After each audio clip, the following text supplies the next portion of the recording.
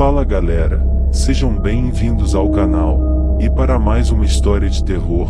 Se gosta desse tipo de conteúdo, não deixe de se inscrever no canal e deixar aquele like e ativar o sininho para receber notificações de novas histórias. Então bora para mais uma. A Condessa dos Cárpatos. Em 10 de junho de 1909, um importante jornal de Viena, o Neues Wiener Journal, publicou a notícia de que o castelo de B** tinha sido queimado pela população. A causa do incêndio residiria em que, havendo uma grande mortandade entre os filhos dos camponeses da região, acreditava-se que aquele infortúnio se devia ao assédio de um vampiro, supostamente o último conde B***, que, depois de morto, adquiriu semelhante reputação. O castelo, que fora outrora uma fortificação erigida contra os turcos, situava-se numa parte selvagem e desolada dos Cárpatos. Não era habitado, porque se dizia que era mal assombrado, e apenas uma ala era usada como moradia para o caseiro e sua esposa. Quando li a citada notícia, eu estava num café em Viena, na companhia de um velho amigo, que é um ocultista experiente e editor de um conhecido jornal, e que havia passado vários meses na vizinhança do castelo. Dele obtive o seguinte relato, e parece que o vampiro em questão não era, provavelmente, o velho conde, mas sua linda filha, a Condessa Helga, cuja fotografia, tirada da pintura original, eu obtive. Disse-me o meu amigo. Há 2 anos, eu morava em Hermannstadt, estando envolvido na construção de uma estrada, cujas obras se desenvolviam nas montanhas. Muitas vezes aproximei-me do antigo castelo.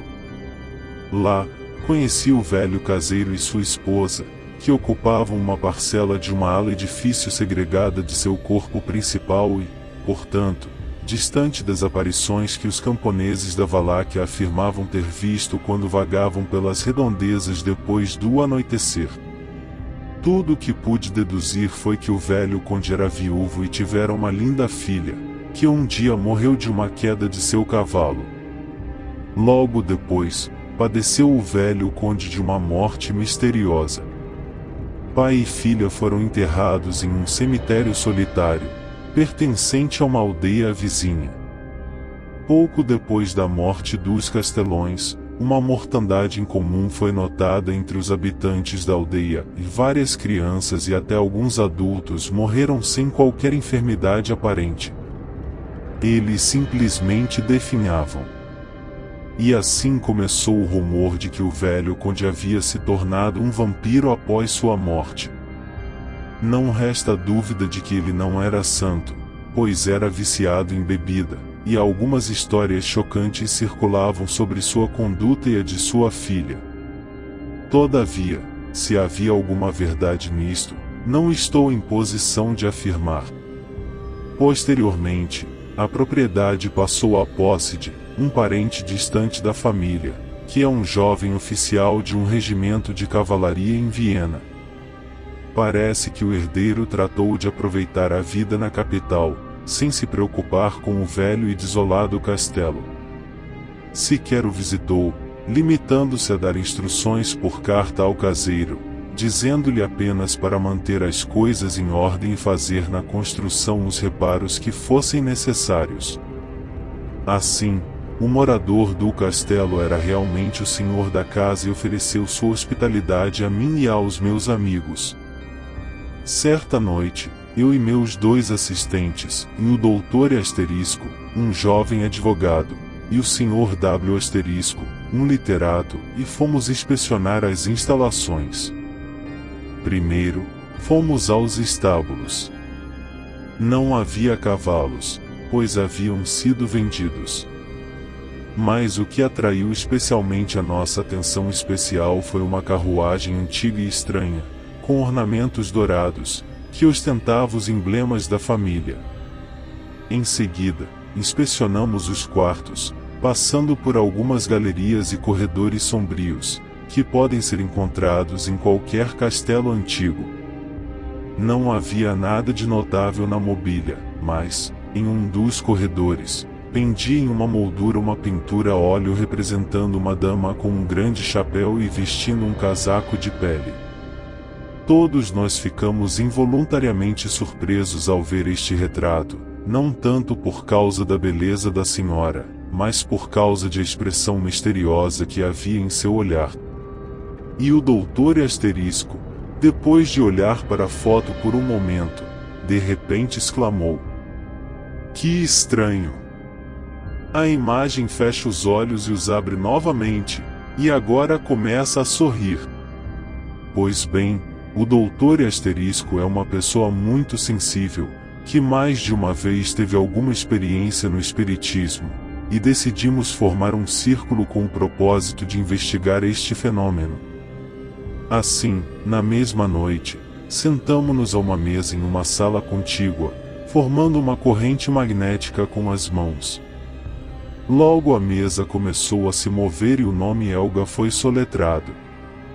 Perguntamos quem era essa Helga e a resposta foi esta: "A dama cuja foto vocês viram." "A senhora está viva?" perguntou o Sr. W. Asterisco.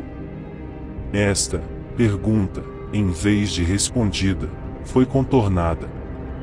"Se esta for a vontade do Sr. W. Asterisco, aparecerei a ele, fisicamente, esta noite, às 2 horas.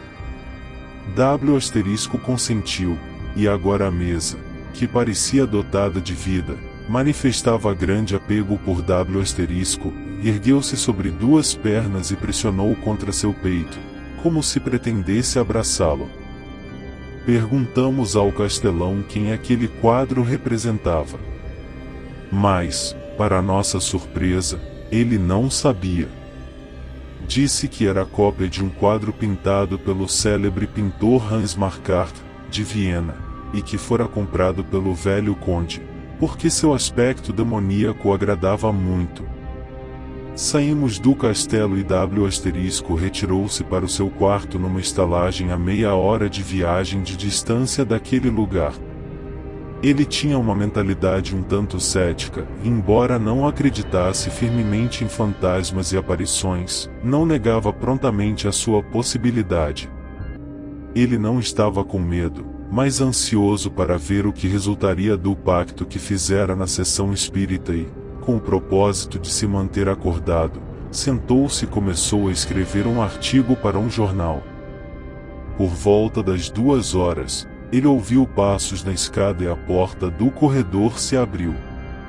Ouviu-se o farfalhar de um vestido de seda e o som dos pés de uma senhora andando de um lado para o outro no corredor. Pode-se imaginar que ele ficou um tanto assustado. Mas, tomando coragem, disse a si mesmo: "Insista, Helga, deixe entrar." Então a porta da sala se abriu e Helga entrou. Vestia-se elegantemente e parecia ainda mais jovem e sedutora do que no retrato. Havia uma sala do outro lado da mesa onde W. Asterisco escrevia, e lá a dama se postou silenciosamente.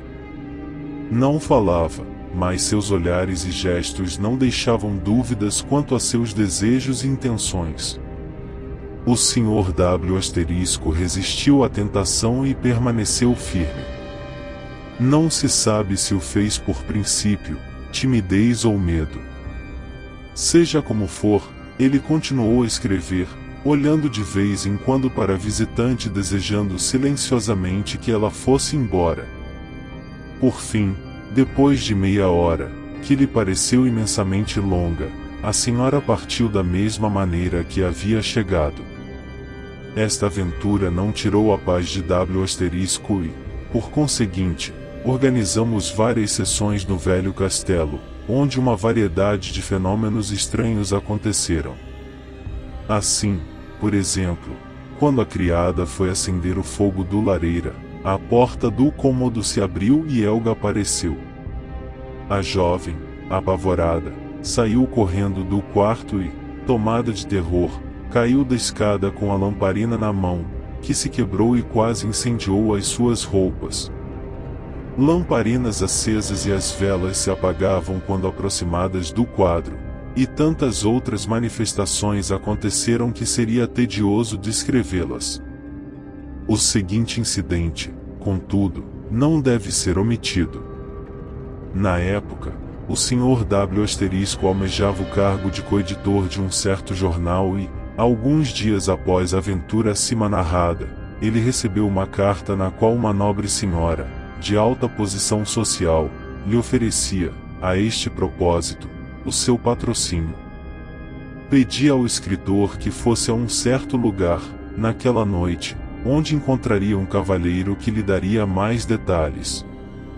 Lá chegando, foi recebido por um desconhecido, que lhe disse que vinha em nome da condessa Helga, e esta dama o convidava a um passeio de carruagem. Disse-lhe que ela o esperaria à meia-noite em um lugar onde duas estradas se cruzavam, não muito longe da aldeia. O estranho, então, desapareceu de repente.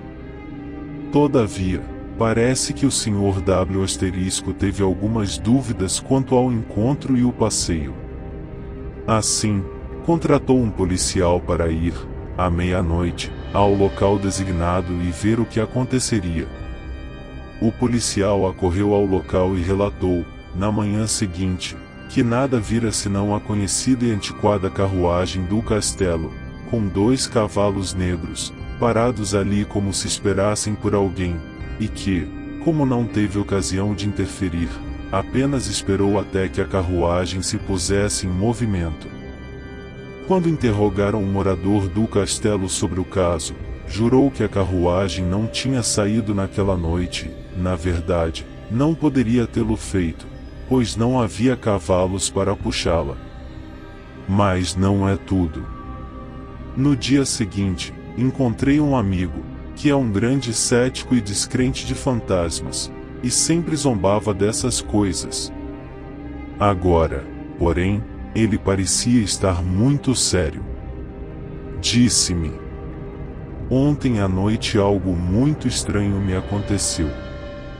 Por volta da 1h desta manhã, voltei de uma visita tardia e, quando passei pelo cemitério da aldeia, vi uma carruagem com ornamentos dourados parada na entrada. Fiquei a imaginar por que aquilo estaria acontecendo em uma hora tão incomum e, curioso para ver o que aconteceria, esperei. 2 senhoras, elegantemente vestidas, saíram da carruagem. Uma delas era jovem e bonita, mas lançou-me um olhar diabólico e desdenhoso quando as 2 passaram e entraram no cemitério. Ali, foram recebidos por um homem bem vestido, que saudou as senhoras, e assim falou com a mais jovem. Ora, Dona Helga. De volta, tão cedo? Tive uma sensação tão estranha que saí abruptamente e corri para casa. Este assunto não foi explicado, mas certas experiências que subsequentemente fizemos com o retrato de Helga revelaram alguns fatos curiosos. Olhar a foto por um certo tempo me causou uma sensação muito desagradável na região do plexo solar. Comecei a não gostar do retrato e me propus destruí-lo. Fizemos uma sessão na sala ao lado. A mesa manifestou grande aversão à minha presença. As batidas disseram que eu deveria sair do círculo e que a imagem não deveria ser destruída. Ordenei que trouxessem uma Bíblia e li o início do 1º capítulo de São João. Em sequência à leitura, o Sr. o médium acima mencionado e outro homem presente afirmaram ter visto o rosto da imagem se contorcendo. Virei a moldura e espetei a parte de trás do retrato com meu canivete em diferentes lugares, e o Sr. e outro homem sentiram todas as picadas que eu fizera, embora tivessem se retirado para o corredor. Eu fiz o sinal do pentagrama sobre a imagem e, novamente, os 2 cavalheiros afirmaram que a imagem na moldura contorcia terrivelmente a sua face. Pouco depois fomos chamados e deixamos aquele país. De Helga, nada mais ouvi falar. Fim. Se gostou, deixa o like e não esqueça de se inscrever no canal.